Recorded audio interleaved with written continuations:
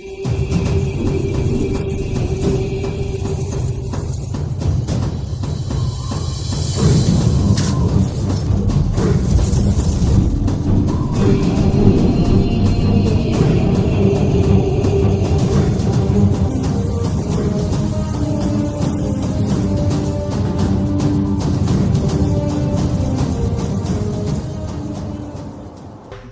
عليكم ورحمة الله وبركاته.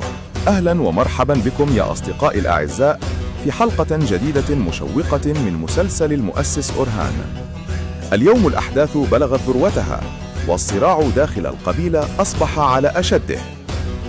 بعد أن نجح أورهان في إنقاذ بوران وعودته إلى القبيلة، انكشفت خيانة الطبيب للجميع، لكن الصدمة الكبرى كانت في مرض السيد عثمان الذي ظن الجميع أنه فارق الحياة. ومع أنه ما زال على قيد الحياة، إلا أن مرضه سيشعل الصراعات أكثر من أي وقت مضى. أما عن علاء الدين فسيعود محاولا علاج والده، بينما يحاول أورهان استغلال الطبيب لمعرفة تحركات المغول وخططهم السرية. لكن السؤال الكبير، إلى أين سيقودهم هذا الطريق؟ وهل سيتمكن أورهان من استعادة مكانته في القبيلة من جديد؟ أما فلافيوس فقد أصبح في مواجهة مباشرة مع أورهان، وهنا تبدأ المفاجآت. فقد اتضح أن السيد عثمان لم يقتل والد فلافيوس كما ظن الجميع، بل عالجه وأرسله بنفسه إلى الإمبراطور برسالة سرية. وهذا ما كشف مؤامرة كبرى يقف وراءها التكفور ساروزي الذي يحاول إخفاء الحقيقة بكل الطرق. من جهة أخرى، برز أداء علاء الدين بشكل لافت في هذه الحلقات. شخصيته العاقلة ونظرته البعيدة تجعله من أكثر الشخصيات تأثيرا.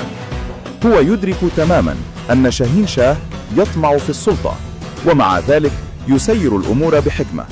لكن الحلقات القادمة ستضعه أمام مأزق حقيقي بين ولائه لأخيه أورهان وضغوط السادة الذين يطالبونه بالحزم.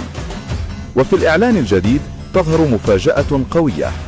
أورهان يتلقى معلومات عن هجوم مشترك بين المغول والبيزنطيين، ورغم اعتراض الجميع يقرر الذهاب وحده لمواجهتهم. وهناك يجد فلافيوس لتحدث بينهما مواجهة نارية مليئة بالشرف والقوة. أورهان يرفض الغدر ويقول له بثقة: الغدر ليس من تعاليم ديننا.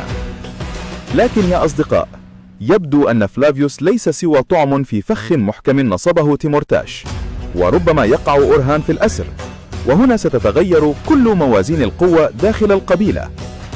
إذا حدث هذا فعلا فسيكون نقطة التحول الكبرى في المسلسل، فأسر أورهان سيجبر السيد عثمان على اتخاذ قرارات مصيرية، وسيدفع علاء الدين إلى مواجهة لا مثيل لها بين العقل والسياسة والوفاء. وفي النهاية قد يتحول ما ظنه الجميع تهورا من أورهان إلى تضحية عظيمة من أجل الدولة. المواجهة القادمة ستكون بين حكمة علاء الدين وشجاعة أورهان، وسيثبت الاثنان أن النصر الحقيقي لا يأتي إلا بالاتحاد والثقة. الأحداث القادمة ستكون مشتعلة ومليئة بالمفاجآت، فترقبوا يا أصدقائي كل جديد في الحلقات القادمة بإذن الله تعالى. ولا تنسوا دعمنا بزر الإعجاب والاشتراك في القناة حتى نواصل معكم تقديم كل جديد من أسرار وحكايات مسلسل المؤسس أورهان.